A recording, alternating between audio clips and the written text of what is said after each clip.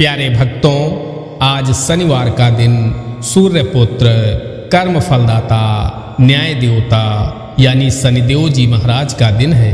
शनिदेव जी महाराज को कलयुग का सबसे शक्तिशाली देवता माना गया है, क्योंकि शनिदेव जी को कर्मों के आधार पर फल देने का मालिक बनाया गया है।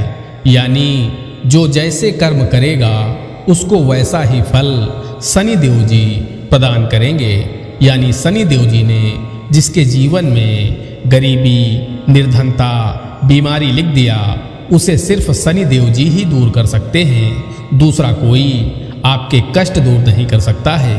इसलिए कहा गया है कि मनुष्य को शनिदेव की कुदृष्टि से बचने के लिए, शनि की महादशा से बचने के लिए आपको प्रत्येक शनिवार के दिन शनिदेव जी की पूजा अर्चना अवश्य करनी चाहिए, जिससे आप शनिदेव की कुदृष्टि से बचे रहेंगे। क्योंकि ऐसा माना जाता है कि जिसके ऊपर शनिदेव की कुदृष्टि पड़ जाती है या जिसके ऊपर शनिदेव जी नाराज हो जाते हैं, वह मनुष्य चारों तरफ से समस्याओं से घिर जाता है। बिना वजह की भाग दौड़ शुरू हो जाती है, काम बनते बनते बिगड़ने लगते हैं, बीमारियां घेर लेती हैं, दवाओं का असर होना बंद हो जाता है, कोर्ट कचहरी के मामले शुरू हो जाते हैं, शत्रु हावी होने लगता है, धन की अत्यधिक कमी हो जाती है, 2 वक्त की रोटी के लाले पड़ जाते हैं। यानी मानव जीवन पूरी तरह से नर्क बन जाता है। अगर आप इन सभी समस्याओं से छुटकारा पाना चाहते हैं तो आज हम आपको शनिदेव जी महाराज का जो महामंत्र बताने वाले हैं, इस महामंत्र का आपको प्रतिदिन या प्रत्येक शनिवार को कम से कम 108 बार जाप या श्रवण अवश्य करना चाहिए। आपके जीवन में पहले दिन से ही चमत्कारी परिवर्तन होने लग जाएंगे। प्यारे भक्तों, आइए शनिदेव जी महाराज के इस परम शक्तिशाली महामंत्र को कम से कम 108 बार सुन लेते हैं। लेकिन उससे पहले सभी भक्तों से एक प्यारा सा निवेदन है, वीडियो पसंद आ जाए तो दिल से एक लाइक कर देना और इसी तरह के कल्याणकारी वीडियो आगे भी देखने के लिए हमारे चैनल मंत्र की विद्या को सब्सक्राइब करके कमेंट में जय जय शनिदेव महाराज जरूर लिखें। प्यारे भक्तों, मंत्र कुछ इस प्रकार है। ओम नीलांजन समाभासम रविपुत्रम यमाग्रजम छायामार्तंड शंभूतम तम नमामि शनैश्चरम्। ओम नीलांजन समाभासम रविपुत्रम यमाग्रजम छायामार्तंड शंभूतम तम नमामि शनैश्चरम्। ओम नीलांजन समाभासम रविपुत्रम यमाग्रजम छायामार्तंड शंभूतम तम नमामि शनैश्चरम्। ओम नीलांजन समाभासम रविपुत्रम यमाग्रजम छायामार्तंड शंभूतम तम नमामि शनैश्चरम्। ओम नीलांजन समाभासम रविपुत्रम यमाग्रजम छायामार्तंड शंभूतम तम नमामि शनैश्चरम्। ओम नीलांजन समाभासम रविपुत्रम यमाग्रजम छायामार्तंड शंभूतम तम नमामि शनैश्चरम्। ओम नीलांजन समाभासम रविपुत्रम यमाग्रजम छायामार्तंड शंभूतम तम नमामि शनैश्चरम्। ओम नीलांजन समाभासम रविपुत्रम यमाग्रजम छायामार्तंड शंभूतम तम नमामि शनैश्चरम्। ॐ नीलाञ्जनसमाभासं रविपुत्रं यमाग्रजं छायामार्तण्डशम्भूतं तं नमामि शनैश्चरम् ॐ नीलाञ्जनसमाभासं रविपुत्रं यमाग्रजं छायामार्तण्डशम्भूतं तं नमामि शनैश्चरम् ॐ नीलाञ्जनसमाभासं रविपुत्रं यमाग्रजं छायामार्तण्डशम्भूतं तं नमामि शनैश्चरम् ॐ नीलाञ्जनसमाभासं रविपुत्रं यमाग्रजं छायामार्तण्डशम्भूतं तं नमामि शनैश्चरम् ॐ नीलाञ्जनसमाभासं रविपुत्रं यमाग्रजं छायामार्तण्डशम्भूतं तं नमामि शनैश्चरम् ॐ नीलाञ्जनसमाभासं रविपुत्रं यमाग्रजं छायामार्तण्डशम्भूतं तं नमामि शनैश्चरम् ॐ नीलाञ्जनसमाभासं रविपुत्रं यमाग्रजं छायामार्तण्डशम्भूतं तं नमामि शनैश्चरम् ॐ नीलाञ्जनसमाभासं रविपुत्रं यमाग्रजं छायामार्तण्डशम्भूतं तं नमामि शनैश्चरम् ॐ नीलाञ्जनसमाभासं रविपुत्रं यमाग्रजं छायामार्तण्डशम्भूतं तं नमामि शनैश्चरम् ॐ नीलाञ्जनसमाभासं रविपुत्रं यमाग्रजं छायामार्तण्डशम्भूतं तं नमामि शनैश्चरम् ॐ नीलाञ्जनसमाभासं रविपुत्रं यमाग्रजं छायामार्तण्डशम्भूतं तं नमामि शनैश्चरम् ॐ नीलाञ्जनसमाभासं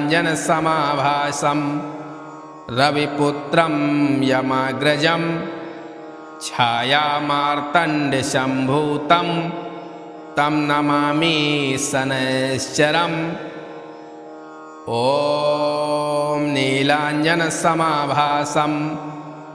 रविपुत्रं यमाग्रजं छायामार्तण्डशम्भूतं तं नमामि शनैश्चरम् ॐ नीलाञ्जनसमाभासं रविपुत्रं यमाग्रजं छायामार्तण्डशम्भूतं तं नमामि शनैश्चरम् ॐ नीलाञ्जनसमाभासं रविपुत्रं यमाग्रजं छायामार्तण्डशम्भूतं तं नमामि शनैश्चरम् ॐ नीलाञ्जनसमाभासं रविपुत्रं यमाग्रजं छायामार्तण्डशम्भूतं तं नमामि शनैश्चरम् ॐ नीलाञ्जनसमाभासं रविपुत्रं यमाग्रजं छायामार्तण्डशम्भूतं तं नमामि शनैश्चरम् ॐ नीलाञ्जनसमाभासं रविपुत्रं यमाग्रजं छायामार्तण्डशम्भूतं तं नमामि शनैश्चरम्। ॐ नीलाञ्जनसमाभासं रविपुत्रं यमाग्रजं छायामार्तण्डशम्भूतं तं नमामि शनैश्चरम्। ॐ नीलाञ्जनसमाभासं रविपुत्रं यमाग्रजं छायामार्तण्डशम्भूतं तं नमामि शनैश्चरम्। ॐ नीलाञ्जनसमाभासं रविपुत्रं यमाग्रजं छायामार्तण्डशम्भूतं तं नमामि शनैश्चरम्। ॐ नीलाञ्जनसमाभासं रविपुत्रं यमाग्रजं छायामार्तण्डशम्भूतं तं नमामि शनैश्चरम्। ॐ नीलाञ्जनसमाभासं रविपुत्रं यमाग्रजं छायामार्तण्डशम्भूतं तं नमामि शनैश्चरम्। ॐ नीलाञ्जनसमाभासं रविपुत्रं यमाग्रजं छायामार्तण्डशम्भूतं तं नमामि शनैश्चरम्। ॐ नीलाञ्जनसमाभासं रविपुत्रं यमाग्रजं छायामार्तण्डशम्भूतं तं नमामि शनैश्चरम्। ॐ नीलाञ्जनसमाभासं रविपुत्रं यमाग्रजं छायामार्तण्डशम्भूतं तं नमामि शनैश्चरम्। ॐ नीलाञ्जनसमाभासं रविपुत्रं यमाग्रजं छायामार्तण्डशम्भूतं तं नमामि शनैश्चरम्। ॐ नीलाञ्जनसमाभासं रविपुत्रं यमाग्रजं छायामार्तण्डशम्भूतं तं नमामि शनैश्चरम्।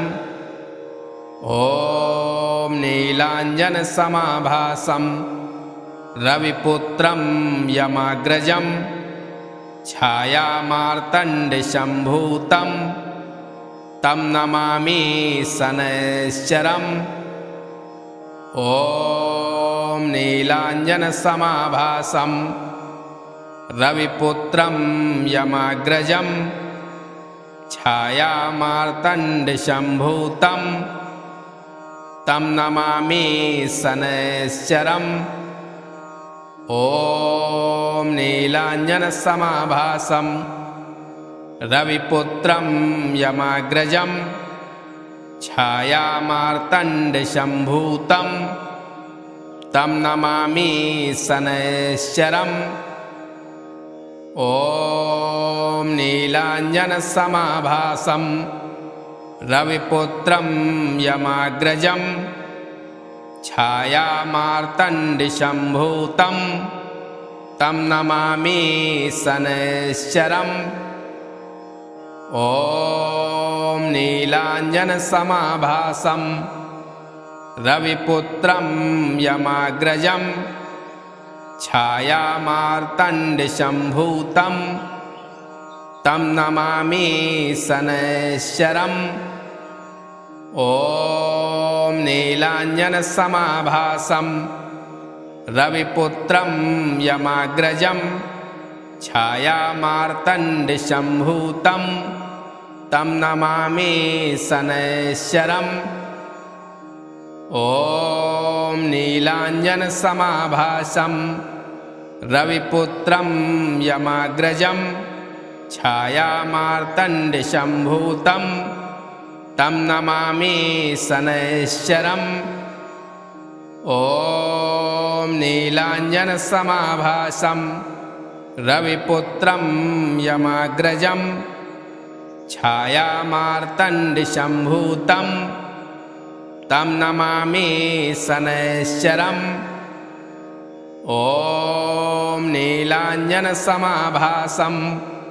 रविपुत्रं यमाग्रजं छायामार्तण्डशम्भूतं तं नमामि शनैश्चरम् ॐ नीलाञ्जनसमाभासं रविपुत्रं यमाग्रजं छायामार्तण्डशम्भूतं तं नमामि शनैश्चरम् ॐ नीलाञ्जनसमाभासं रविपुत्रं यमाग्रजं छायामार्तण्डशम्भूतं तं नमामि शनैश्चरम् ॐ नीलाञ्जनसमाभासं रविपुत्रं यमाग्रजं छायामार्तण्डशम्भूतं तं नमामि शनैश्चरम् ॐ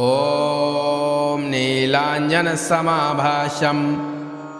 रविपुत्रं यमाग्रजं छायामार्तण्डशम्भूतं तं नमामि शनैश्चरम् ॐ नीलाञ्जनसमाभासं रविपुत्रं यमाग्रजं छायामार्तण्डशम्भूतं तं नमामि शनैश्चरम् ॐ नीलाञ्जनसमाभासं रविपुत्रं यमाग्रजं छायामार्तण्डशम्भूतं तं नमामि शनैश्चरम् ॐ नीलाञ्जनसमाभासं रविपुत्रं यमाग्रजं छायामार्तण्डशम्भूतं तं नमामि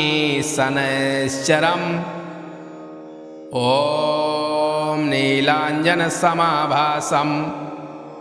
रविपुत्रं यमाग्रजं छायामार्तण्डशम्भूतं तं नमामि शनैश्चरम् ॐ नीलाञ्जनसमाभासं रविपुत्रं यमाग्रजं छायामार्तण्डशम्भूतं तं नमामि शनैश्चरम् ॐ नीलाञ्जनसमाभासं रविपुत्रं यमाग्रजं छायामार्तण्डशम्भूतं तं नमामि शनैश्चरम् ॐ नीलाञ्जनसमाभासं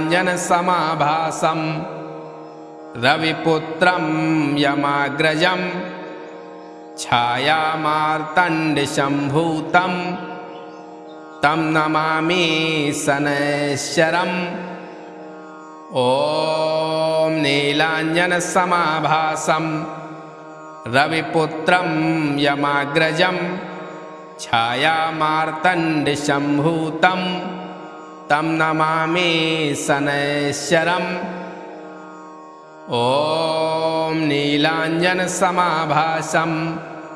रविपुत्रं यमाग्रजं छायामार्तण्डशम्भूतं तं नमामि शनैश्चरम् ॐ नीलाञ्जनसमाभासं रविपुत्रं यमाग्रजं छायामार्तण्डशम्भूतं तं नमामि शनैश्चरम् ॐ नीलाञ्जनसमाभासं रविपुत्रं यमाग्रजं छायामार्तण्डशम्भूतं तं नमामि शनैश्चरम् ॐ नीलाञ्जनसमाभासं रविपुत्रं यमाग्रजं छायामार्तण्डशम्भूतं तं नमामि शनैश्चरम् ॐ नीलाञ्जनसमाभासं रविपुत्रं यमाग्रजं छायामार्तण्डशम्भूतं तं नमामि शनैश्चरम् ॐ नीलाञ्जनसमाभासं रविपुत्रं यमाग्रजं छायामार्तण्डशम्भूतं तं नमामि शनैश्चरम् ॐ नीलाञ्जनसमाभासं रविपुत्रं यमाग्रजं छायामार्तण्डशम्भूतं तं नमामि शनैश्चरम् ॐ नीलाञ्जनसमाभासं रविपुत्रं यमाग्रजं छायामार्तण्डशम्भूतं तं नमामि शनैश्चरम् ॐ नीलाञ्जनसमाभासं रविपुत्रं यमाग्रजं छायामार्तण्डशम्भूतं तं नमामि शनैश्चरम् ॐ नीलाञ्जनसमाभासं रविपुत्रं यमाग्रजं छायामार्तण्डशम्भूतं तं नमामि शनैश्चरम् ॐ नीलाञ्जनसमाभासं रविपुत्रं यमाग्रजं छायामार्तण्डशम्भूतं तं नमामि शनैश्चरम् ॐ नीलाञ्जनसमाभासं रविपुत्रं यमाग्रजं छायामार्तण्डशम्भूतं तं नमामि शनैश्चरम् ॐ नीलाञ्जनसमाभासं रविपुत्रं यमाग्रजं छायामार्तण्डशम्भूतं तं नमामि शनैश्चरम् ॐ नीलाञ्जनसमाभासं रविपुत्रं यमाग्रजं छायामार्तण्डशम्भूतं तं नमामि शनैश्चरम् ॐ नीलाञ्जनसमाभासं रविपुत्रं यमाग्रजं छायामार्तण्डशम्भूतं तं नमामि शनैश्चरम् ॐ नीलाञ्जनसमाभासं रविपुत्रं यमाग्रजं छायामार्तण्डशम्भूतं तं नमामि शनैश्चरम् ॐ नीलाञ्जनसमाभासं रविपुत्रं यमाग्रजं छायामार्तण्डशम्भूतं तं नमामि शनैश्चरम् ॐ नीलाञ्जनसमाभासं रविपुत्रं यमाग्रजं छायामार्तण्डशम्भूतं तं नमामि शनैश्चरम् ॐ नीलाञ्जनसमाभासं रविपुत्रं यमाग्रजं छायामार्तण्डशम्भूतं तं नमामि शनैश्चरम् ॐ नीलाञ्जनसमाभासं रविपुत्रं यमाग्रजं छायामार्तण्डशम्भूतं तं नमामि शनैश्चरम् ॐ नीलाञ्जनसमाभासं रविपुत्रं यमाग्रजं छायामार्तण्डशम्भूतं तं नमामि शनैश्चरम् ॐ नीलाञ्जनसमाभासं रविपुत्रं यमाग्रजं छायामार्तण्डशम्भूतं तं नमामि शनैश्चरम् ॐ नीलाञ्जनसमाभासं रविपुत्रं यमाग्रजं छायामार्तण्डशम्भूतं तं नमामि शनैश्चरम् ॐ नीलाञ्जनसमाभासं रविपुत्रं यमाग्रजं छायामार्तण्डशम्भूतं तं नमामि शनैश्चरम् ॐ नीलाञ्जनसमाभासं रविपुत्रं यमाग्रजं छायामार्तण्डशम्भूतं तं नमामि शनैश्चरम् ॐ नीलाञ्जनसमाभासं रविपुत्रं यमाग्रजं छायामार्तण्डशम्भूतं तं नमामि शनैश्चरम् ॐ नीलाञ्जनसमाभासं रविपुत्रं यमाग्रजं छायामार्तण्डशम्भूतं तं नमामि शनैश्चरम् ॐ नीलाञ्जनसमाभासं रविपुत्रं यमाग्रजं छायामार्तण्डशम्भूतं तं नमामि शनैश्चरम् ॐ नीलाञ्जनसमाभासं रविपुत्रं यमाग्रजं छायामार्तण्डशम्भूतं तं नमामि शनैश्चरम् ॐ नीलाञ्जनसमाभासं रविपुत्रं यमाग्रजं छायामार्तण्डशम्भूतं तं नमामि शनैश्चरम् ॐ नीलाञ्जनसमाभासं रविपुत्रं यमाग्रजं छायामार्तण्डशम्भूतं तं नमामि शनैश्चरम् ॐ नीलाञ्जनसमाभासं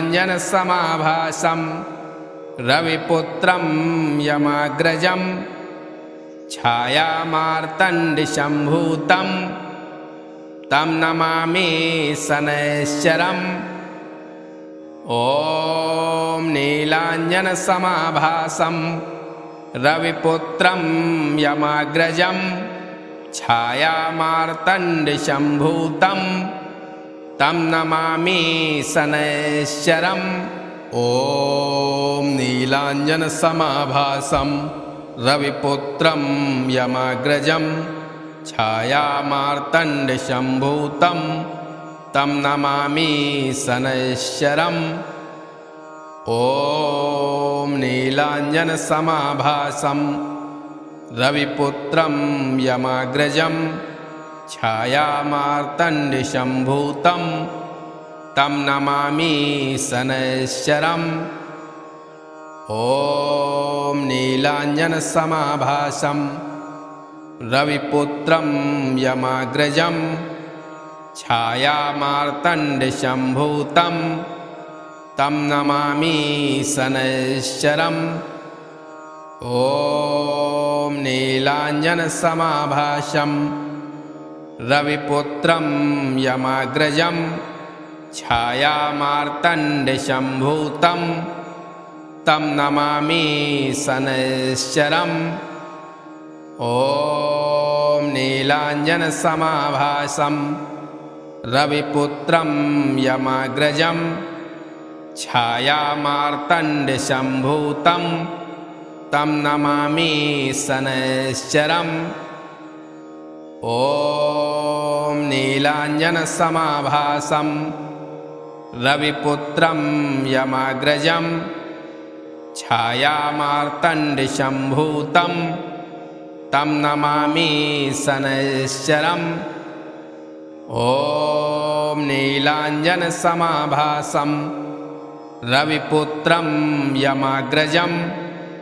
छायामार्तण्डशम्भूतं तं नमामि शनैश्चरम् ॐ नीलाञ्जनसमाभासं रविपुत्रं यमाग्रजं छायामार्तण्डशम्भूतं तं नमामि शनैश्चरम् ॐ नीलाञ्जनसमाभासं रविपुत्रं यमाग्रजं छायामार्तण्डशम्भूतं तं नमामि शनैश्चरम् ॐ नीलाञ्जनसमाभासं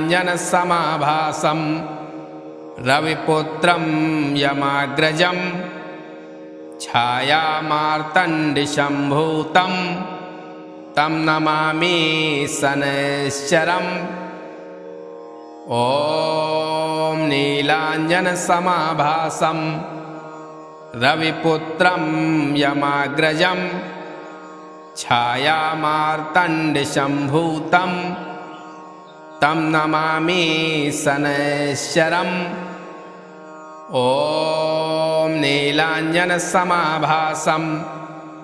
रविपुत्रं यमाग्रजं छायामार्तण्डशम्भूतं तं नमामि शनैश्चरम् ॐ नीलाञ्जनसमाभासं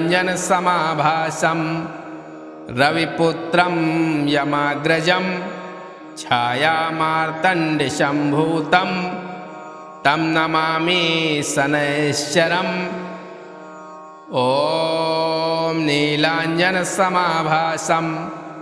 रविपुत्रं यमाग्रजं छायामार्तण्डशम्भूतं तं नमामि शनैश्चरम् ॐ नीलाञ्जनसमाभासं रविपुत्रं यमाग्रजं छायामार्तण्डशम्भूतं तं नमामि शनैश्चरम् ॐ नीलाञ्जनसमाभासं रविपुत्रं यमाग्रजं छायामार्तण्डशम्भूतं तं नमामि शनैश्चरम् ॐ नीलाञ्जनसमाभासं रविपुत्रं यमाग्रजं छायामार्तण्डशम्भूतं तं नमामि शनैश्चरम् ॐ नीलाञ्जनसमाभासं रविपुत्रं यमाग्रजं छायामार्तण्डशम्भूतं तं नमामि शनैश्चरम्।